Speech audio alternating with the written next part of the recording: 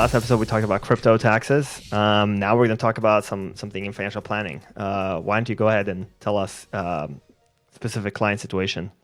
Yes. This is not really a specific client thing, but this is just a case study that I thought would be interesting to run by you. And hopefully for someone else who's maybe in a similar situation, we can shed a little light on how we think about it, how you would frame it, and what you might want to look into. So I'm just going to give you some high level pieces about what's going on with this hypothetical client and their situation and what they're thinking about. Feel free to ask me questions, hit feedback, and then we'll kind of talk through what they should be thinking about and looking at. Sound good? Yeah, for sure. All right. Married couple, no kids, early 30s. Husband works as an engineer. Wife works as a physician. She's just finishing up her residency and has a decision to make. So the wife has a good bit of student loans, well over six figures, more student loans than she will make in income, right? So like a lot of student loans from med school. Can I interrupt in the middle? Or of course. Do you is she already on a repayment plan? She is in a income-driven repayment plan, yes. Awesome. Yes. Good. So that part's there. In addition to that, there's another wrinkle in that during residency, she was working full-time and she got some of those payments applicable to PSLF. So she's already made maybe 3 years of payments towards PSLF. That's fantastic. So 7 years left. That's right. However, residency is finishing up. She now is looking at job opportunities to start next year.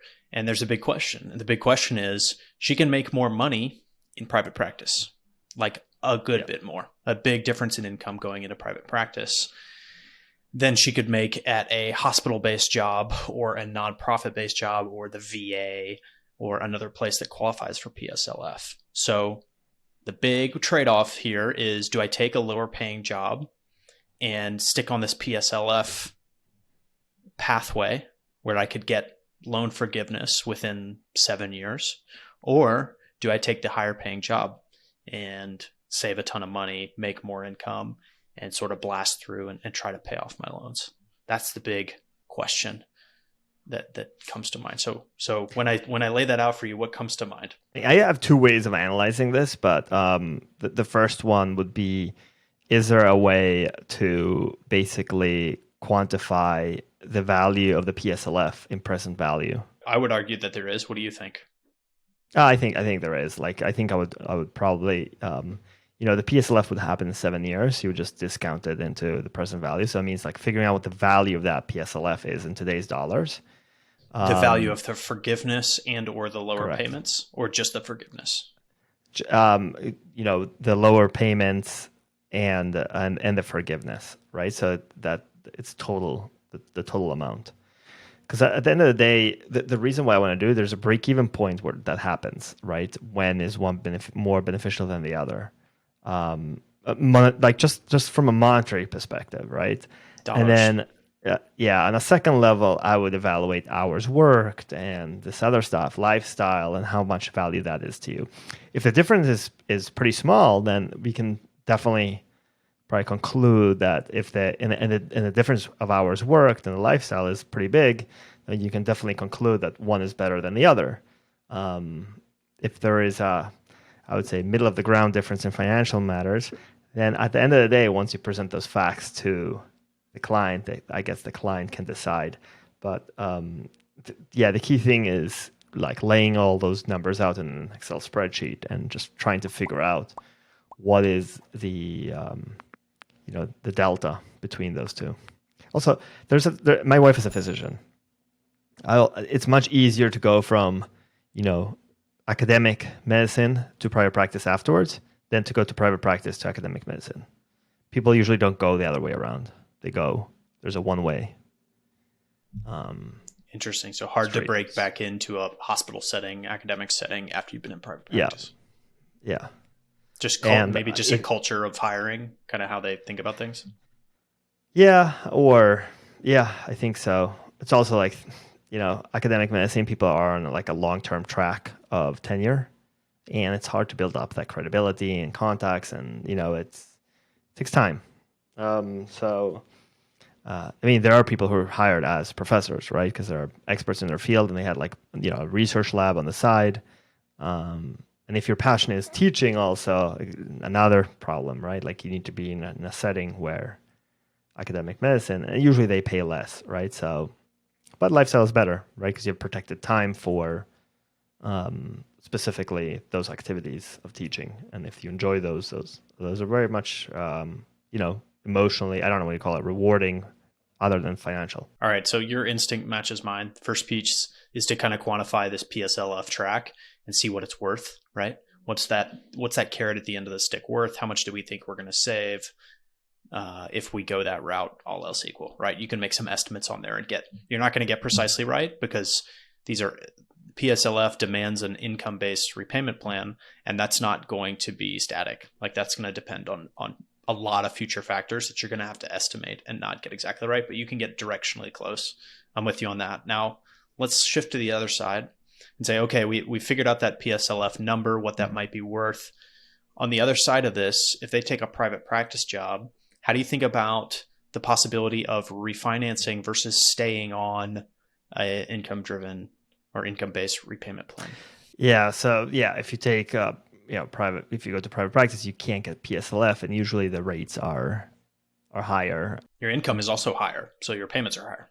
Yeah, exactly. So the idea here is to see if you can get. I mean, if you want to repay it slowly, of course. Regardless, you should be looking at refinancing because there's no point of going after a PSLF if you can't go after it if you're in private practice. Well, technically you could, but it's going to take you 30 years. What is it?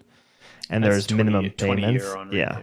on repay. Yeah. There's minimum payments, and so in most cases, people blow through those.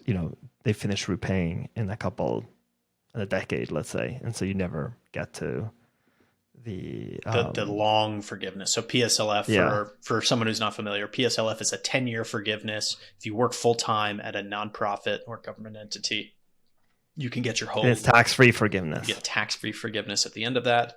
Whereas some of the other programs, repay, for example, is a 20-year forgiveness plan, and most people, I don't think it's been around for 20. I don't know if anyone's gotten repay yet. I don't think that program's 20 years old. No, it hasn't been around for so long. So no one's gotten that quite yet. But there is a forgiveness component at the end of other programs, but they're not as generous as PSLF. PSLF is the most generous forgiveness program by a long shot right now. I actually have not gone through refinancing with a client. Have you gone through it? Yes, I've definitely looked at the numbers. It's kind of intense because you give up a lot when you the interest savings. You can look at very quantitatively and say, okay, refinancing is now straight up a good deal, and we should do it. You give up a lot of protections when you move from federal student loans over to private student loans. Private student loans are like a lender's dream because they can't be discharged, right? They're so, I mean, similar to federal, but federal, you have some protections. You could switch to income driven if something really bad happens and you can't earn income, and you can let those simmer for a long time. Whereas private student loans are going to be really, really tough if you encounter a tough situation, you can't work, a lot of other areas where things need to go right, and you need to have a strong financial stability to step into the private side. So I definitely agree with you where you want to evaluate and you want to probably get offers on the private side to see what that looks like at the different terms and how quickly you pay it off and how much interest you save, which I think is a good number to compare to that PSLF kind of present value of payoff number, right? Look how much interest you save over the life of that and kind of quantify that. It's interesting that you talked about kind of the path dependency, where if you go into private practice, that coming back out, that you may not be able to get a PSLF eligible job just because you started your career in that direction. No, you can probably get a PSLF job because there definitely is a need for hiring at the VA or some other places.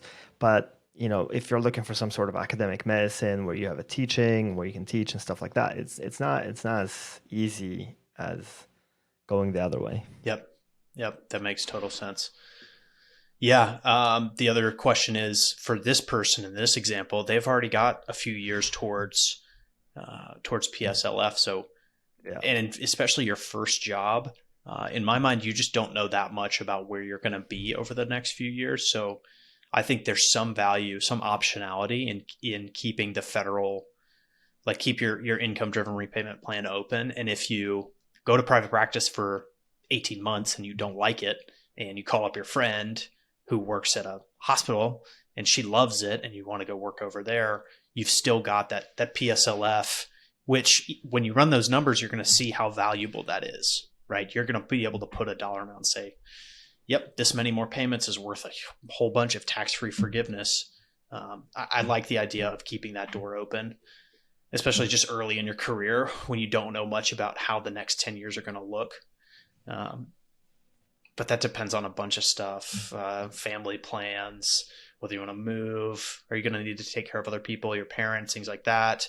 Do you want to work full time? Because, by the way, PSLF, you need to be working full time. There's no part-time credit, right? If you're a part-time physician, you're not getting credit for the payments in those. Like they verify with your employer every month that you are full-time or part-time. So it's a pretty narrow set of requirements to go and do that.